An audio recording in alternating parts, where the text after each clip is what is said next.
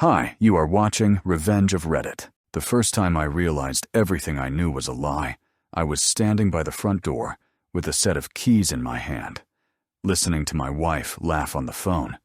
Not laugh, to laugh. The kind of sound you make when you're flirting, when you feel wanted, when you forget the man who built your whole damn future is standing right there, invisible. Her name was Jessica, and once I thought the world lived in the curve of her smile. Now I only saw a fraud with cherry lipstick and a packed suitcase behind her calves. 7 years. 7 brutal years working double shifts, missing birthdays, living on takeout, and gas station coffee so Jessica could finish school.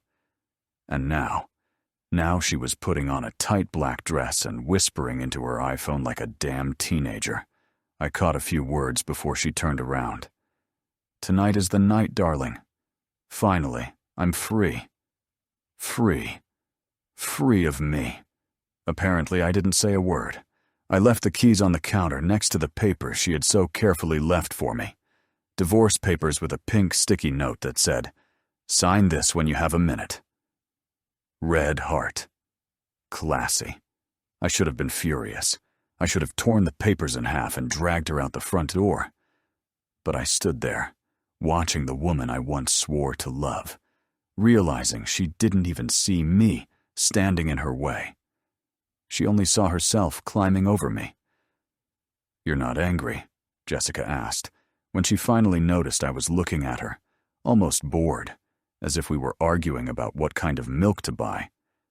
"No," I said. It came out so flat, so dead, I didn't recognize my own voice. Sign the papers right there. No fight, no begging, no bargaining, just a cold, mechanical stroke of a pen. Jessica smiled, a small, cruel, smug thing, and grabbed her bag. "You're doing the right thing, Mike," she chirped as she slipped on her heels. "You'll find someone else. Someone simple." "Simple? Simple as an idiot you met." She laughed again as she left, dragging her suitcase down the driveway. And I packed my life into my truck that same night and drove away from everything we'd built. Everything I bled for, without even closing the door behind me. I disappeared. No goodbyes, no forwarding address, no social media. I left. Jessica didn't even bother to chase me. Why would she? Her degree was already framed and hanging on the wall. Her future waited with open arms. And of course, it didn't have my name. I heard she married her study partner 3 months later, a real piece of work named Tyler, a finance guy with soft hands who probably never changed his own oil in his life. Good for her. I rebuilt myself from scratch. New town, new name. I burned the past like a perfumer burning off old scents, and watched the smoke take every memory of her away for 20 years. It was a Thursday when my old number, the one I kept hidden even from myself, started ringing like a bee trapped in a jar. At first I ignored it. Work was busy, and besides, no one from that old life would remember me. Or so I thought. By midnight, my phone showed 199 missed calls, all from the same number. No voicemails, no texts, just an endless, desperate ringing. I sat there in the dark, the phone glowing in my hand, my heart pounding like a war drum. I didn't want to know. I didn't want to open that door I had nailed shut with my own hands. But curiosity is a cruel thing, and sometimes it's stronger than hate. I took a breath, looked at the screen as if it were a cursed relic from a life I should have burned deeper, and finally, I answered. The voice on the other end was Jessica, and she was crying. At first I didn't even recognize her voice. It was raw, broken, nothing like the confident, smug Jessica I left standing in the driveway 2 decades ago. She sobbed into the receiver. Please, I need you." I didn't say a word. I let her writhe. I let her taste a fraction of what she shoved down my throat so many years ago. "I made a mistake," she gasped, between hiccups and pauses. I never should have. I mean, you were the only one. I hung up. There was nothing left to hear. But of course it didn't stop there. The next day she showed up at my door in the rain. Jessica looked nothing like the woman who'd laughed at me as I walked away. She was thinner, older, her eyes hollow as if someone had stolen the fire from them. And when I opened the door, she dropped to her knees right there in the mud, like a pathetic movie scene. "My," she cried, clutching the hem of my jeans, "please, just listen." I have nowhere to go. I didn't mean to slam the door, but instead, I stood there, frozen by a strange mix of satisfaction and disgust. "Get up," I murmured. "You're being humiliating." She stood, wiping mascara-streaked tears from the back of her hand. Her hair was a mess, her clothes soaked, and yet still a part of her tried to show that fake smile she always used when she wanted something. "I know I don't deserve it," Jessica said quickly, her words tripping over each other. "But just listen to me. Please." Against all reason, I stepped aside. Let her in, I told myself. I told myself it was to close the circle. Maybe, deep down, it was curiosity again. The same twisted sickness that made me answer the phone the first time. Jessica dripped water across my wooden floor, looking around as if trying to reconstruct my life from the bare walls and worn furniture. "You did well," she said softly, almost in wonder. "I did better without you," I replied, without missing a beat. She flinched as if I'd slapped her. "Better?" That was the appetizer. The main course was yet to come. Jessica walked like an animal caught. Her hands fluttered uselessly at her sides, then finally clenched into fists. "Tyler left me," she blurted. I arched an eyebrow. I thought financiers were supposed to be steady. "He left with his secretary, left me with nothing." "Nothing," she said, voice rising. "So you thought you'd crawl back to me," I said coldly. Her eyes flashed with the same ugly fire I remembered from the night she left. The real Jessica peeking through the fake vulnerability. "You owe me," she spat. And there it was, the real reason she was here. Not love, not remorse, not redemption, just need. Greedy, desperate, bottomless need. "You owe me," she repeated, my voice low and dangerous. "I gave you the best years of my life," she screamed. "I put up with your boredom for 7 damn years while you worked like a slave." I laughed. I really laughed. A hard, bitter sound that bounced off the walls. "You mean the 7 years I worked 2 jobs so you could go to college? Those years?" Jessica's mouth opened and closed like a fish gasping for air. I moved closer enough to see panic starting to bubble behind her eyes.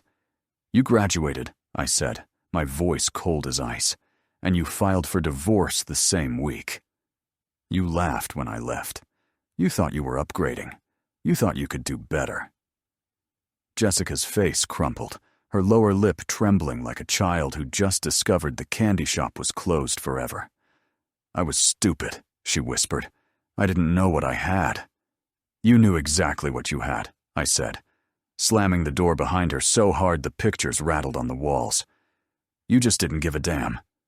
Jessica staggered backward, tears running down her face. "I'm sorry," she choked. "I'll do whatever you want." I stared at her. 20 years. 20 damn years.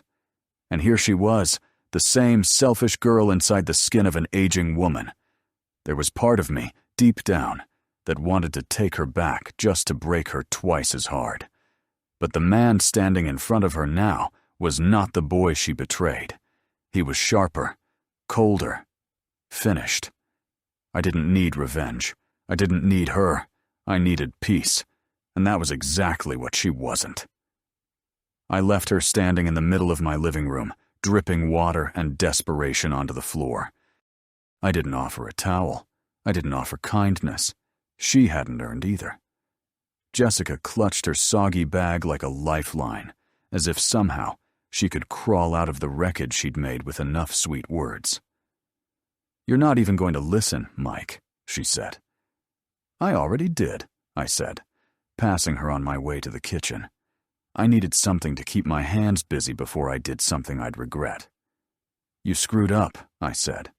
"You lost. Not my problem.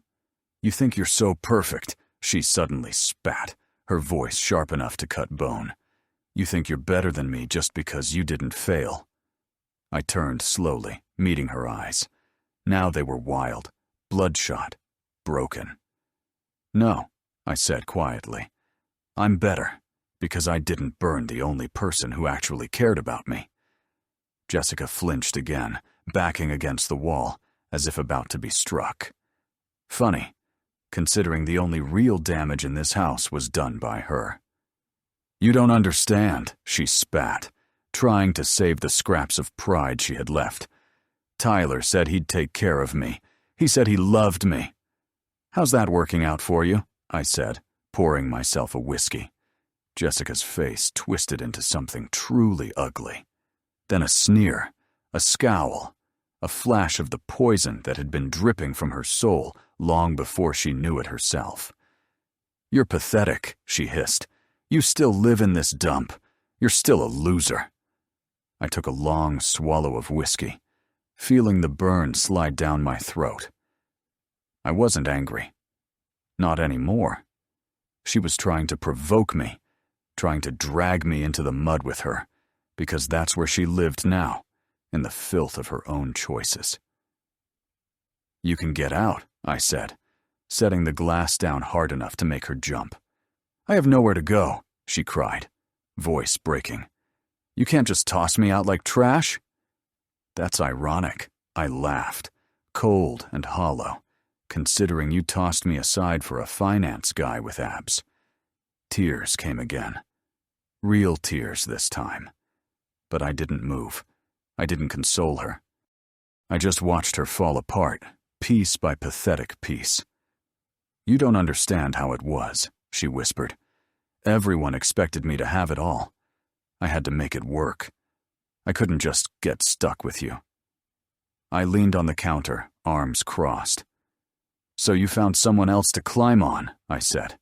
"And when he kicked you off the ladder, you thought you'd come back here, to the man you stomped on." Jessica's lip trembled. I was scared." "Scared of what?" I retorted. "Of not being adored enough? Of not getting your way every damn time?" She crumpled in her hands, falling apart like a house of cards. "I thought I was doing the right thing," she murmured through her fingers. "I thought Tyler would give me the life I deserved." "The life you deserved," I repeated, rolling the words on my tongue like poison. "And what exactly did you think you deserved? A palace? A trophy husband? A life where you did nothing but show up and smile pretty?" She didn't answer. She couldn't. The silence between us grew heavy, suffocating. Finally, she looked at me, makeup streaked, eyes bloodshot. "I can be better," she whispered. "I can fix it." "Do you swear?" I stared at her long and hard.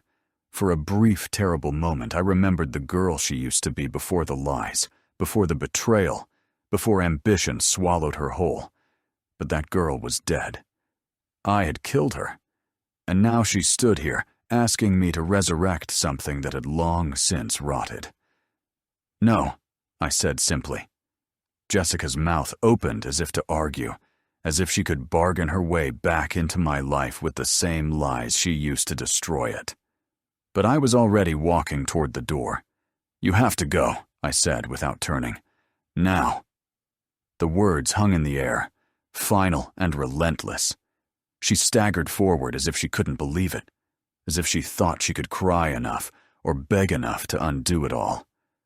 "My please, Mike, I have no one else." I opened the door. The rain had eased, just a steady, cold drizzle now. Perfect weather for someone who didn't deserve shelter.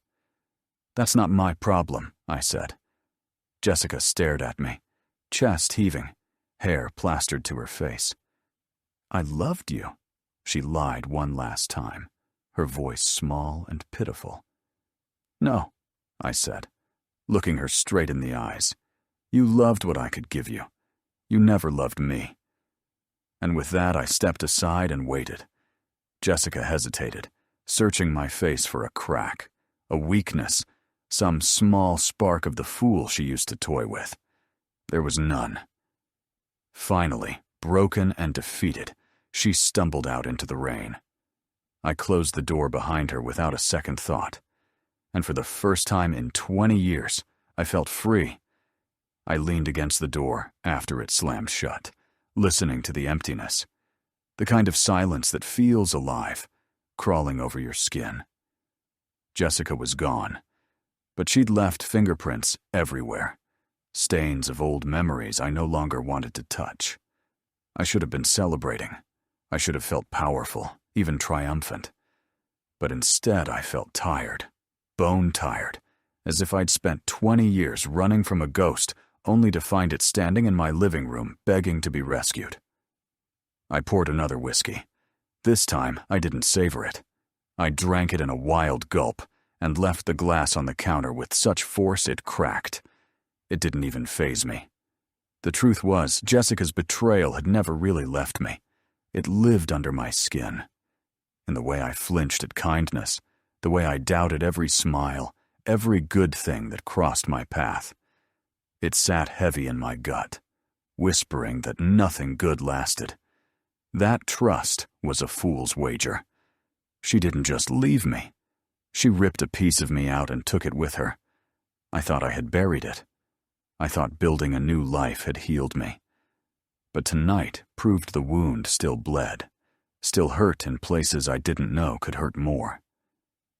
The rain outside pounded harder against the windows, like fists demanding entrance. Welcome it. Better that than silence. I wandered the house with the lights off, drinking, letting the past crash over me like a tide. Long nights, broken promises, the suffocating awareness that real love wasn't enough for her. She always needed more, always more. I remember the night she graduated, how proud I was, how I stood in the crowd clapping like an idiot, thinking we'd finally made it, thinking it was our moment. But she wasn't looking at me when she tossed her cap. She was already looking past me, at the life she thought she deserved, at Tyler, at freedom, at 7 years of my sacrifice. Mine, always mine. And the first thing she did with her shiny new degree was file for divorce. I don't cry. I don't doubt. You laughed when I signed the papers. You laughed when I loaded the last of my things into the truck. I can still see you standing in the driveway, arms folded, smiling with smugness as if you'd won some prize you thought you earned. And maybe you won for a time. You got your fancy house, your perfect husband, your dream, until it all turned to ashes. I sat hard on the old leather couch, letting exhaustion swallow me whole. Why now? Why after 20 years come back? Not because you missed me, not because you realized you loved me, not because you needed something. As always, Jessica was a black hole. No matter how much you gave her, love, time, loyalty, it was never enough. She devoured it all and still ended up empty. I wasn't angry anymore. Actually, not really. Anger takes energy, and she didn't deserve any more of mine. What I felt was colder, cleaner, indifference. Jessica was just another lesson written in scars instead of ink. A brutal reminder of a time I thought love could save someone who didn't want to be saved. I lay back, letting my head drop against the sofa, staring at the ceiling until the whiskey dimmed everything into a distant hum. She'd gone for good this time, and I wasn't going to chase her ghost again. All I had ahead now was peace, if I was man enough to claim it. And for the first time in 2 decades, I realized something simple, terrible, and true. I didn't miss her. I missed who I thought she was, and that woman never existed. The whiskey worked fast, numbing the sharp edges of my mind, but it didn't erase the memories. Nothing ever really did. I stared into the dark until the wall clock made its slow path toward morning. Each second cut deeper than the last. I should have been making decisions. I should have been moving forward, planning my next step, figuring out what to do now that Jessica had found me. Instead, I sat there like a statue, caught between 2 decades of rage and the suffocating weight of not giving a damn. Maybe she thought showing up would open some door. Maybe she thought I'd fall back into old habits, take her back like a broken piece of furniture I couldn't throw away. She didn't realize the man she left behind no longer existed. At some point, the sun started bleeding over the horizon, tinting the sky a dirty pink. I got up off the couch, every joint sore as if I'd been in a fight. Maybe I had been. Maybe surviving her, surviving us, had been a fight that never really ended. I moved through the house on autopilot, picking up the mess she'd left. A wet footprint here. A smear of mascara on the doorknob there. Proof she was real. That last night wasn't some whiskey-soaked nightmare. I found her bag shoved beside the couch. Still there, of course. Jessica never finished anything she started. Curiosity pricked me.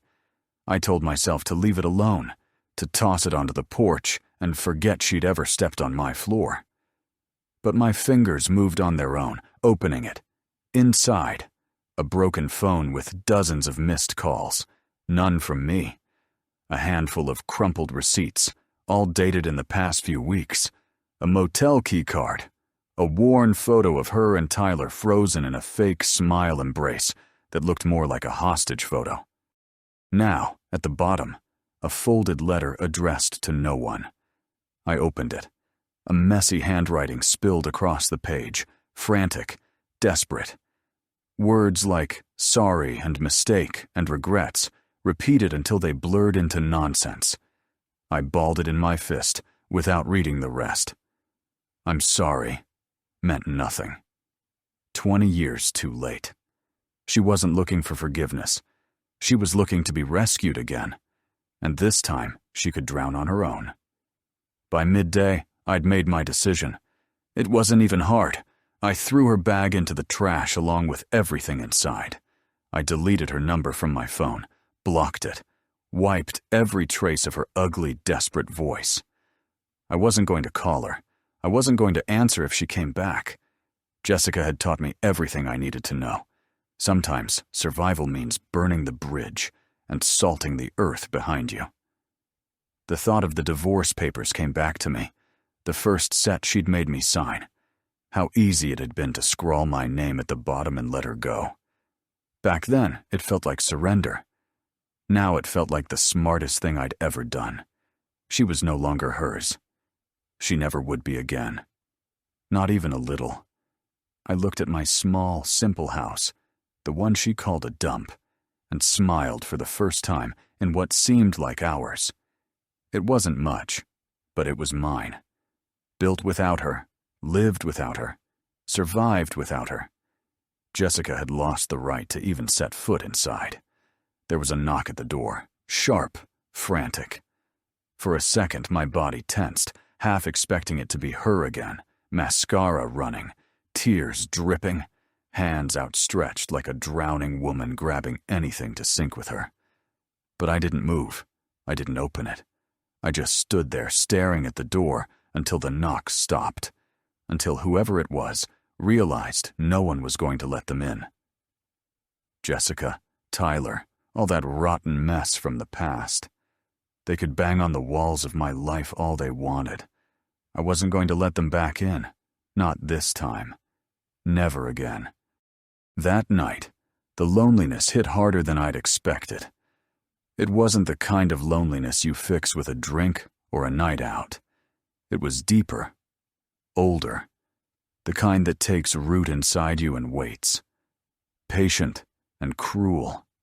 I sat outside on the back steps with a cigarette burning between my fingers, though I hadn't smoked in years. The cold bit through my jacket. I welcomed it. I thought about all the things I lost, not just Jessica, Time, energy. The man I could have been if I hadn't spent years trying to fix someone who didn't want to be fixed. It was a strange kind of pain, mourning a life that never really existed. A marriage built on half-truths and hidden resentments. A future that would always collapse no matter how hard I tried to hold it together. I hated her for what she did. But sitting there, staring into the empty dark, I realized something worse. I hated myself more for being blind, for believing, for loving someone who saw me as nothing but a stepping stone to the next best thing. I inhaled the smoke deeply and let it burn. Maybe I deserved it. Maybe a part of me always knew Jessica was magnetic, dangerous, the kind of woman you survive, not build a life with. And yet back then, I handed her the keys to everything without a second thought. I wanted to be her hero. I wanted to be enough. The truth was, I never was close. I dropped the cigarette and crushed it under my boot, watching the little ember die. There was no way to fix the past, no clever line or grand gesture to make it right. All I could do now was live, really live, for myself. Not for the woman who laughed when she gutted me. Not for the ghost of the man who thought he could save her. For me. A small part of me, the part that hadn't completely turned to stone, felt pity for Jessica. It was tragic to realize too late that she'd burned the only bridge that led somewhere worth going. But pity was dangerous. Pity was only the first step toward forgiveness. And forgiveness was a door she would never cross again. Not in this life. I stood up, stiff from sitting too long. The stars were out now, sharp and cold in the clear sky. For the first time in 20 years, I made a promise. Not to anyone else, but to myself. No more saving people who didn't want to be saved. No more bleeding for people who watched me die and called it ambition. No more Jessica. It's over. Truly over. I went back inside, locked the door, and drew the curtain. Not out of fear, but purpose. Jessica was a chapter finally closed, and the man who picked up the pieces now was someone stronger. Someone who remembered what it felt like to be whole. I slept that night for the first time in what felt like an eternity. Deep, dreamless, undisturbed. Her laughter's ghosts couldn't reach me here. The claws of regret couldn't get in. I'd lost a wife, lost a future, lost years. But somehow, in the ashes of it all, I'd found something better. I'd found myself. The next morning I woke before the sun. No nightmares, no cold sweats, just an odd, unusual calm. For a moment I lay there looking at the ceiling, waiting for the old weight to settle on my chest. The pain, the anger, the loss. It didn't come. There was only silence, not empty but clean, a quiet space where the pain used to live. I got up, made a pot of coffee, and stood by the window watching the first light slide over the fields. It wasn't much. A patch of grass, a couple of trees, a dirt road stretching into nowhere. But it was mine. Every square inch built without her. Every corner of this life untouched by her poison. I drank the coffee, strong and bitter, and thought about what would come next. For the first time in years, the future didn't look like a sentence I had to serve. It looked like a blank page, and I wasn't afraid to write on it. I started small. I deleted the old email account she somehow used to find me. I opened a new one with a name she would never think to search. I burned the last letters she'd sent over the years, the ones I'd kept in a box, foolishly thinking they meant something. They didn't.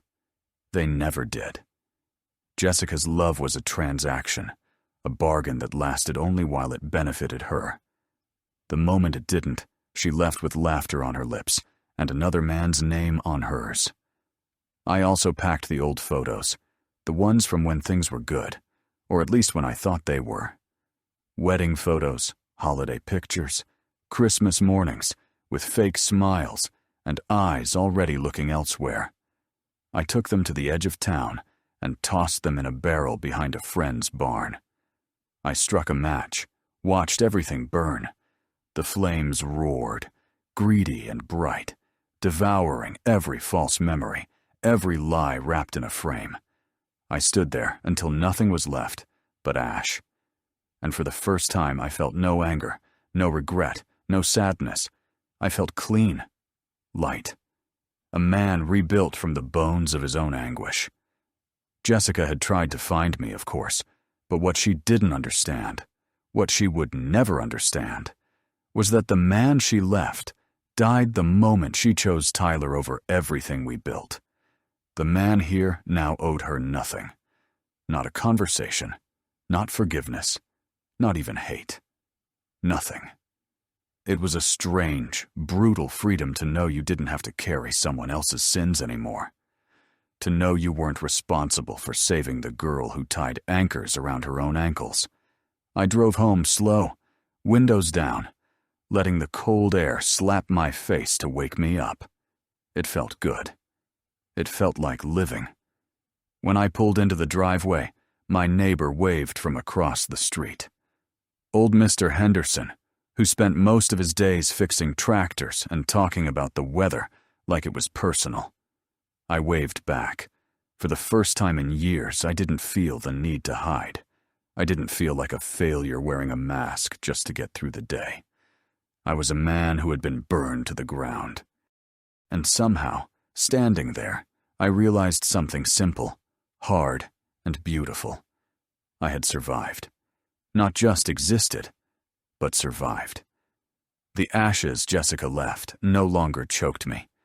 They fertilized the ground on which I would build something better, something real, something mine. And when the past called back, as it always did, it wouldn't find anyone home. Just a man who knew more.